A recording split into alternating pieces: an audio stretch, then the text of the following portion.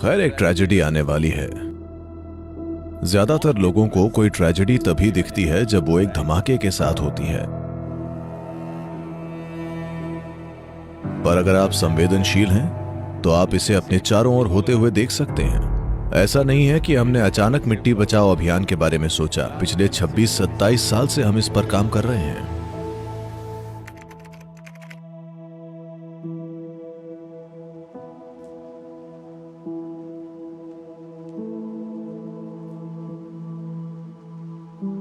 तो कुछ विश्व स्तरीय संस्थान भविष्यवाणी कर रहे हैं कि अगले 25-30 वर्षों में भारत में पीने के पानी की गंभीर समस्या होगी।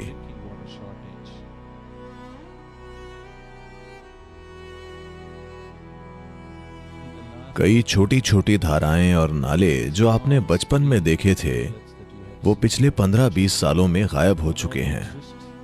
वे बस सूख गए हैं।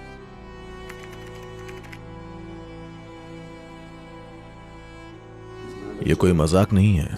इससे मानव जाति पर जबरदस्त पीड़ा आएगी, भयंकर दुख।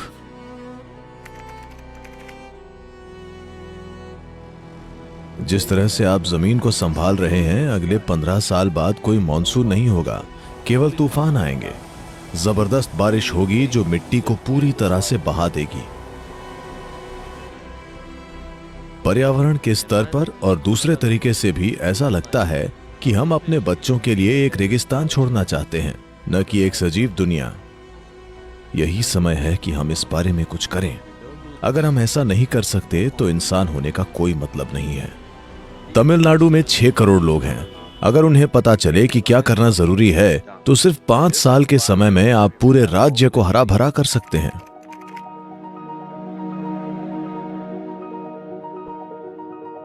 आज भारत में ग्रीन हैंड्स नाम के एक प्रोजेक्ट पर चर्चा की जा रही है।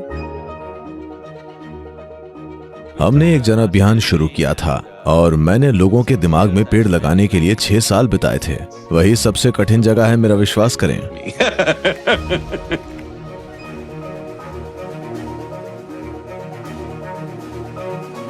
ये दुर्भाग्य की बात है कि 7 लाख पेड़ एक गिनीज रिकॉर्ड है। मैं हर किसी को ये रिकॉर्ड तोड़ते देखना चाहता हूं।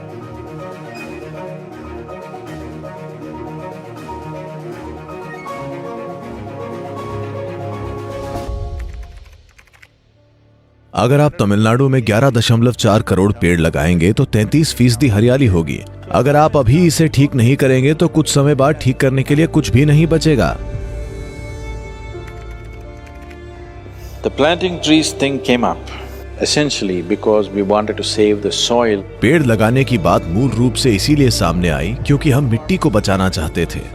अगर किसान आत्महत्या कर रहे हैं तो ये जान लीजिए, वजह बैंक नहीं बल्कि जमीन है। जमीन और भी ज्यादा कमजोर होती जा रही है। हम बस पागलों की तरह धरती में जहर घोल रहे हैं। मान लीजिए सभी कीड़े जहर से प्रभावित हो गए और बड़ी संख्या में मर गए तो लाखों लोग मरेंगे कुछ ही समय में।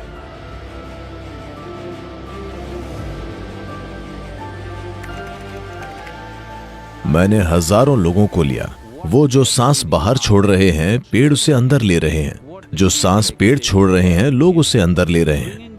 इस अनुभव को लोगों तक पहुंचाना कि जिसे आप मैं समझते हैं वो आपके शरीर की सीमाओं के भीतर नहीं है, वो उससे कहीं आगे है। This is not a protest. ये कोई विरोध नहीं है, न ही ये आंदोलन है।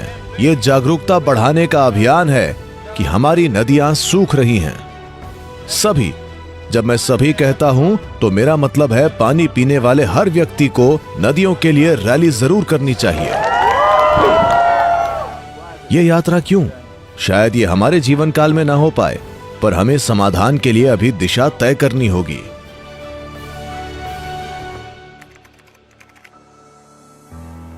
बारिश के रूप में जो पानी नीचे आता है, हम उसे मिट्टी में नहीं डाल पा रहे हैं। इसकी मूल वजह यह है कि मिट्टी में कोई जैविक पदार्थ नहीं है और पर्याप्त पेड़ पौधे नहीं हैं। अगर हम ये 242 करोड़ पेड़ लगाएंगे तो झीलें भर जाएंगी, कुएं भर जाएंगे। सबसे बढ़कर वर्ष के ज्यादातर समय में मिट्टी नम रहेगी और ये जरूरी भी है। इसीलिए कावेरी पुकारे शुरू किया गया है।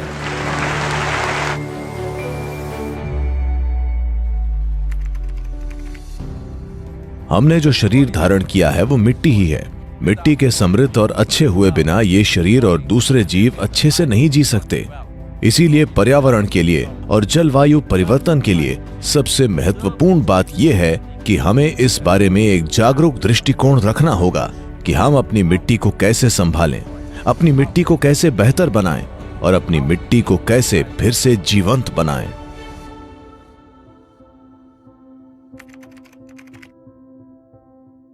कॉन्शियस प्लैनेट ने मिट्टी बचाओ अभियान शुरू किया है ताकि मिट्टी को फिर से जीवंत बनाने के लिए नीतियों में बदलाव किया जा सके। इस अभियान के एक हिस्से के रूप में मैं 65 वर्ष का हूं और मैं 30,000 किलोमीटर की यात्रा कर रहा हूं। मैं मोटरसाइकिल पर अकेला 30,000 किलोमीटर 24 देशों से होता हुआ यात्रा करूंगा ताकि नागरिकों का समर्थन मिल सके, जिससे सरकारों को ये विश्वास हो सके कि इसमें लंबे समय तक निवेश करना फायदेमंद है।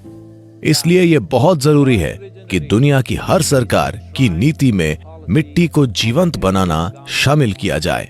हमें दुनिया में ये सभी को समझाना होगा कि मिट्टी एक धन है, ये एक विरासत है जो हमें पिछली पीढ़ियों से मिली है और हमें इसे आने वाली पीढ़ियों तक जीवित मिट्टी के रूप में पहुंचाना होगा।